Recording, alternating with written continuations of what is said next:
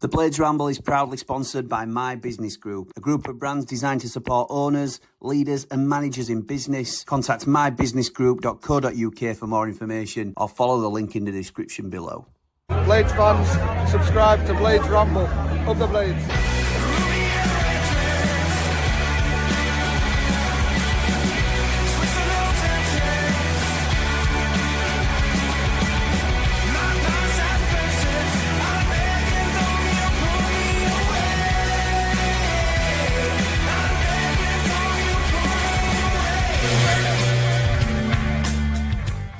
What is happening, Blades? And welcome back to the Blades Ramble. I am, of course, Jimmy, and this is your transfer update, I suppose.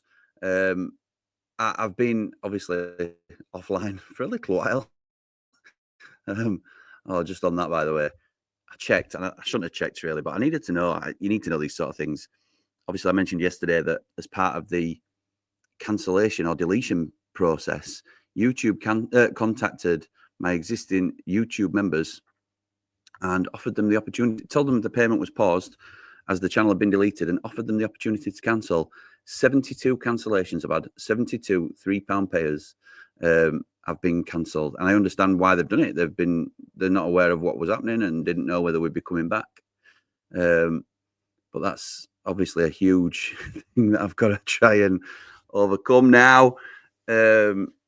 Anyway, I'd rather be back with that being the situation than not be back at all. So, yeah, frustrating, unnecessary, but yeah. So if anybody is thinking of supporting the channel in any which way, and you do get additional benefits by going through Patreon, I would try and direct you through there rather than the YouTube platform to support us. But either way, that's certainly not essential. Let's get into the update anyway. So, Kefir Moore is all but done. Going to Wrexham. I'm not sure on the fee, in all honesty. I'm hearing what everybody else is hearing with regards to the fee. £2 million is what's been touted. That would be a profit. I know we paid around 1.6. He's on a lot of money, and he's about to turn 33, and we've got 2 years left on his contract. I think it's a really good deal for the club. It's not really worked for him. The club has got, to be fair, I know there's some criticism of the club at the moment in terms of transfer dealings, but you cannot criticise them in terms of the money that they're making on some. I know the Vinny Souza one is an anomaly, really. We should have got more money for Vinny, in my opinion. But other than that, you look at the Trusty deal, you look at the Benny Traore deal. There's other deals, that certainly the Willa Sula deal, but you look at this deal as well. If we make money on Kefir Moore after he hasn't really had a significant impact at Sheffield United, then I think it's really smart business. We will look to replace him. And as part of the title of this video, it's looking at Oli McBurnie, isn't it? He is on the list. He is definitely on the list as a potential replacement. There are two others in the frame as well, from what I'm being told. And again, I don't claim to be an ITK in the know channel. But what I can do is tell you that I have formed, through doing this, I've formed relationships with people who give me information and allow me to share this information, and I trust them, and they have proven to be very accurate in the past. So if this comes off, please don't take it as gospel, but I'm telling you this in good faith. So there's also a League One striker on the list.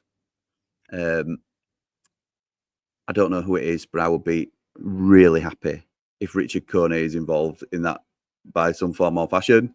If it is the Wycombe striker Richard Coney, then I'm buzzing with that. I've got a feeling that it might be a certain Barnsley striker. Unfortunately, not David McGoldrick. But we shall see. That's just a hunch on my part. Morning, Fowler. So the other one is, there's the third one that's a striker from Germany that I know nothing about. It's the first time I've heard that mentioned, a striker from Germany. What Sayers wants is strikers that can play all across the front three. Now, Ty Campbell, we know, can do that. He can come off the left quite comfortably, but we prefer him centrally, don't we? But Ty Campbell can do that. Ryan O'Neill's showing he can do that. Tom Cannon's played on the left in pre-season. Louis Barry can play through the middle a little bit as well, but usually a little bit deeper than the number 9. So yeah, there's options on the table. McBurnie is one of them. I've been told we're likely to go for 2 strikers, which surprises me. Really does surprise me. We'll spend a fee on one of them, and we'll either loan in or the other one will be free. So my guess would be the League One striker would be a buy. The Germany striker or the striker based in Germany would be a loan, and McBurnie would be the free. That would be my guess. And that is purely a guess. That's not what's been said to me. That's me speculating. So we'll wait and see what happens with that, but keep an eye on that one. Cooper and Hamer, things are very quiet at the moment. Long may that continue. We've obviously got to get to the 1st of September or the 2nd of September, and that'll still be the case. We will be live on deadline day, as we have been for the last 2 years, reporting everything that's going off at United and beyond. We don't know whether that's going to be, and it made me mind up whether that's going to be on the Blades Ramble or on Ramble FC yet, because obviously on Ramble FC we could cover everything a lot wider. But we'll wait and see what happens with that. The Tim Erugbunham from Everton, the former Aston Villa centre midfielder, who is more of a Vinny replacement than Soumaré. Soumaré's imminent, by the way. Soumaré will be any time. I believe Rob Staten's reported that he's having his medical at United today. Oh, it's certainly booked in for his medical, as is Kefir Moore at Wrexham. So that those 2 deals will very, very likely happen. But Tim Erugbunham from Everton, big friends with Louis Barry from his time at Villa, seen as the top loan target and Vinny Sousa replacement. That's all been agreed. Everybody's happy with the deal. Everton are happy. The players happy. United are very happy. And the only thing stopping that now is we are waiting on Everton doing their business to replace him. So they just want to hold on to him until they've got another incoming or 2. And then they will be happy to release the player to us. This is what we've talked about previously on the Ramble, where it's a bit of a domino effect where you have to wait for the Premier League clubs to do their business. Then they know who their peripheral players will be, and they can make a decision on those peripheral players from there. At the moment, they just want to hang on to him until they've got some more reinforcements, which is fair enough, isn't it? And then they'll greenlight the deal, which would be great for us, but it likely may be closer to the end of the window. So, defender Opong from Nice. Don't know much about him, in all honesty. I believe he's just signed for Nice. There are legs to a deal, United. So, excuse me. There is truth in that. There is truth in that. Being on the table, being a legitimate link. I believe he's just signed for him. So it will definitely be a loan and not no buy option or anything like that. It's been seen as a sensible bit of business because the way it's been described to me is it's a bit of insurance in case Anel leaves. So he's seen as a strong backup to the starting 2, which I believe will be Anel and Bindon, and that's just my opinion. He's a strong backup to those 2, but also good enough to push to start. So if Anel does go, then we've got a good defender there. But if Anel stays, then it's taking the heat off us needing to spend money, big money, on a defender as a permanent replacement. So it's I think it's a smart bit of business from what I'm understanding. I don't know him as a player, so I can't tell you whether it's a thumbs up from me in terms of him coming in. Just signed for Nice, who we've seen in action, who are, I believe, a Champions League team at the moment. They're doing really well in league. So more power to them, and yeah, let's get some Champions League players drafted in. That'd be fantastic for us. There is cash to spend at United. That's what I'm being consistently told. And I know I said that last time when people linked us with Ant-Man. What we are looking for is a specific profile of player, though.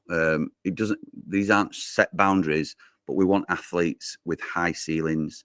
So we are only going to spend decent money on players that we believe we can either develop or can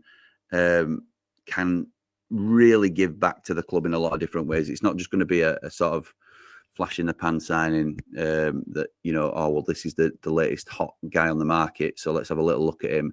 It's got to be someone that we think we can add value to and can add value to the club and the team.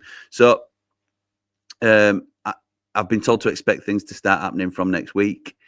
There's a few loan outgoings just to note before I go, and that is that Gerbic has been linked to a Turkish loan move, which gets again his big wages off the wage bill. Which that's Brewster, big money gone. He's obviously signed for Derby now.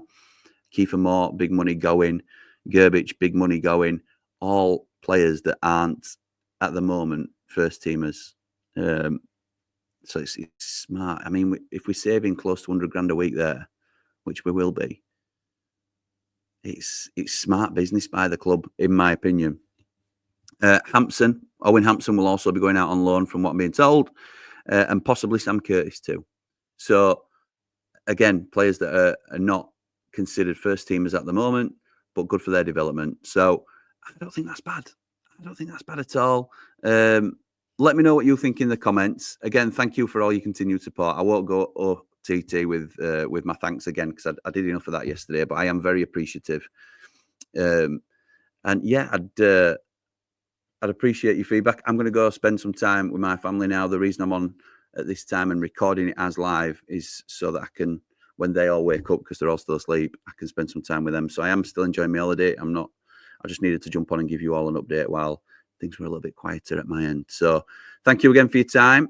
Come on, you red and white wizards. I'm not prepared to end it yet. I should have been a bit more prepared than that, but